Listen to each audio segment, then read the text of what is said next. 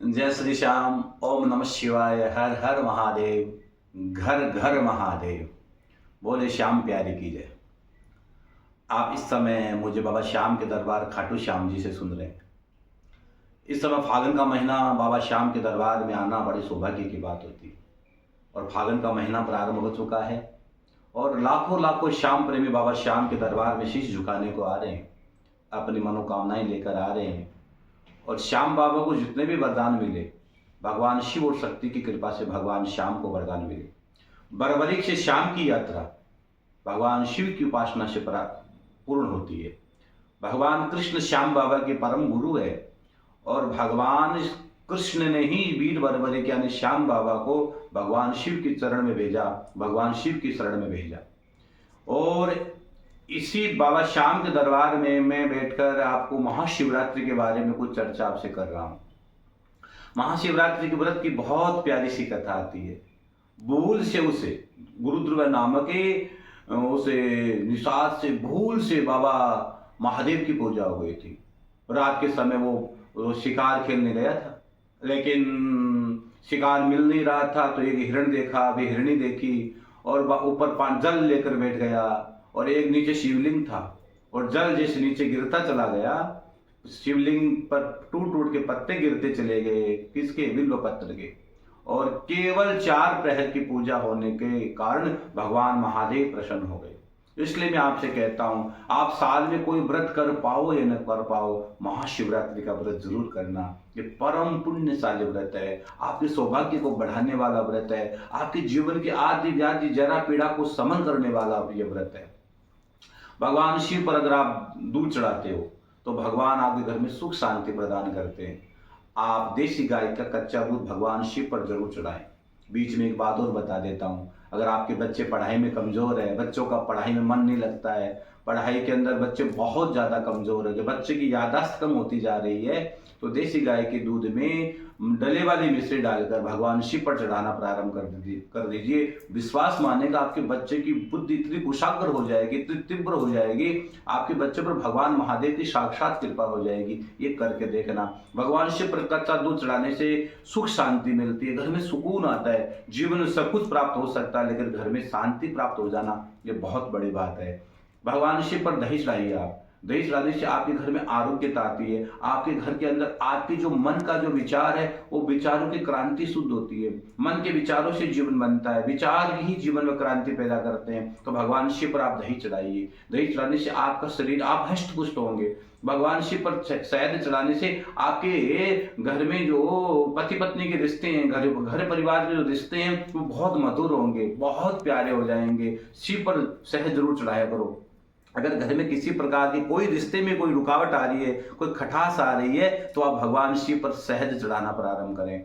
एक बात और, अगर आप भगवान शिव पर घी चढ़ाते हो तो आपकी तेजस्विता बढ़ती है, आपके अंदर पावर बढ़ता है, आपके अंदर जीने की और अद्भुत भगवान को प्राप्त करने की लालसा बढ़ती है और आपके जीवन में एकाग्रता बढ़ती है। भगवान शिव पर जरूर घी चढ़ाना। भगवान महादेव पर तो घी चढ़ाया जाता है, अद्भुत चढ़ाया जाता है। आप आइए केदारनाथ आइए, केदारनाथ तो भगवान शिव पर घी और कड़ा चढ़ाने का यानी कड़ा चढ़ाने का, चांदी का कड़ा चढ़ाने का बहुत बड़ा महत्व है। तो आप भगवान शिव पर एकाग्रता पाने के लिए, शिव भक्ति को पाने के लिए और अपने जीवन को सफल बनाने के लिए भगवान शिव पर आप जरूर जरूर घी चढ़ाएं। और साथ ही साथ अगर आप चीनी चढ़ाते हो यानी गन्ने का रस चढ़ाइए। आप भगवान शिव पर गन्ने का रस चढ़ाइए, आपके घर में बहुत लक्ष्मी आएगी। अगर आपके घर में कोई लक्ष्मी की कोई रुकावट आ रही है, लक्ष्मी की कृपा नहीं बन पा रही है, काम बनते बनते बिगड़ रहे हैं, तो आप भगवान शिव पर गन्ने का रस से अभिषेक करें। भगवान शिव को गन्ने का रस चढ़ाना प्रारंभ करें। और महाशिवरात्रि पर चढ़ाते हो तो सोने में सुहागा हो जाएगा। भगवान शिव पर इत्र चढ़ाइए। आप इत्र चढ़ाने से आपकी जो भी बंधन बाधा है, आपके घर में कोई बंधन है, कोई बाधा है, स्ट्रेस है, तनाव है, रुकावट है, वो सब रुकावट दूर हो जाती है केवल भगवान पर इत्र चढ़ाने से। कौन सा इत्र चढ़ाएं?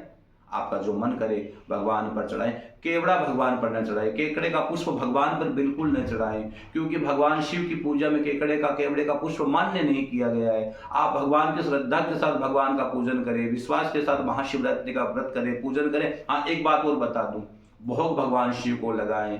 भगवान को प्रणाम करें, इलायची भगवान को चढ़ाएं, पान भगवान को चढ़ाएं और भगवान को दीप जरूर दिखाएं, दीपदान जरूर करें। और एक बात और साथ साथ और सुन लीजिए, रात्रिकालीन जागना जरूर है। महाशिवरात्रि के दिन रात्रि भर जितना ओम नमः शिवाय का जाप हो, महामृत्युंजय का जाप हो, प्रणव का जाप हो, आप जरूर करें। आपके घर के आदि व्याधि जरा पीड़ा का समन होगा और महादेव की आपके जीवन में साक्षात कृपा बरसेगी। आप मैं बहुत सारी चीजें व्यासपीठ से भी बोलता रहता हूं। आप हमसे सीधे जुड़ने के लिए हमारा YouTube चैनल बना हुआ है, मनुश्री जी महाराज रतनगढ़ वाले। जब आप मुझे सर्च करें, जब आप मुझे खोजें तो रतनगढ़ वाले, मनुश्री जी महाराज रतनगढ़ वाले, ऐसे बहुत सारे हैं, हजारों वीडियोज आपको मिलेंगे जिसमें समय समय पर मैं बाबा श्याम की भी चर्चा करता हूं, समय समय पर अलग अलग देवों के विषय में मैं बताता रहता हूं। तो आप हमारे इंस्टाग्राम पर आइए, हमारे यूट्यूब से जुड़िए, हमारे फेसबुक पेज से जुड़िए। आइए आप और हम सब मिलकर इस सौभाग्यशाली व्रत को जरूर करें। सभी व्रतों का पुण्य एक तरफ और महाशिवरात्रि का पुण्य एक तरफ। आइए महाशिवरात्रि का व्रत जरूर करें, अपनी दिव्यता को बढ़ाने के लिए, अपनी तेजस्विता को बढ़ाने के लिए और आपके आयुष्य को बढ़ाने के लिए। महादेव ऐसे जो अकाल मृत्यु का अभिहरण करते हैं, तो आपके जीवन में आयुष्य बढ़ेगा, आपके जीवन में मंगल होगा, आपके जीवन में मंगल भवन अमंगल हारी। और क्योंकि सभी ग्रह, अगर आप कोई भी कुंडली दिखाइए, ग्रहों की ज्योतिष की चाल देखिए, जितने भी ग्रह हैं सच मानिएगा महादेव के अधीन है, जितने भी ग्रह। इसलिए आप महादेव के शरण में आ जाओगे तो सभी ग्रह अपने आप अनुकूल होते चले जाएंगे महादेव की पूजा करने से। और वो भी महाशिवरात्रि के दिन। अगर महाशिवरात्रि के दिन भगवान शिव की पूजा करते हो तो आपके जितने भी प्रतिकूल ग्रह है वो भी आपके अनुकूल हो जाएंगे और भगवान शिव की सन्निधि में आपको अनंत अनंत अनंत आशीर्वाद मिलेगा। जय श्री श्याम, जय श्री श्याम।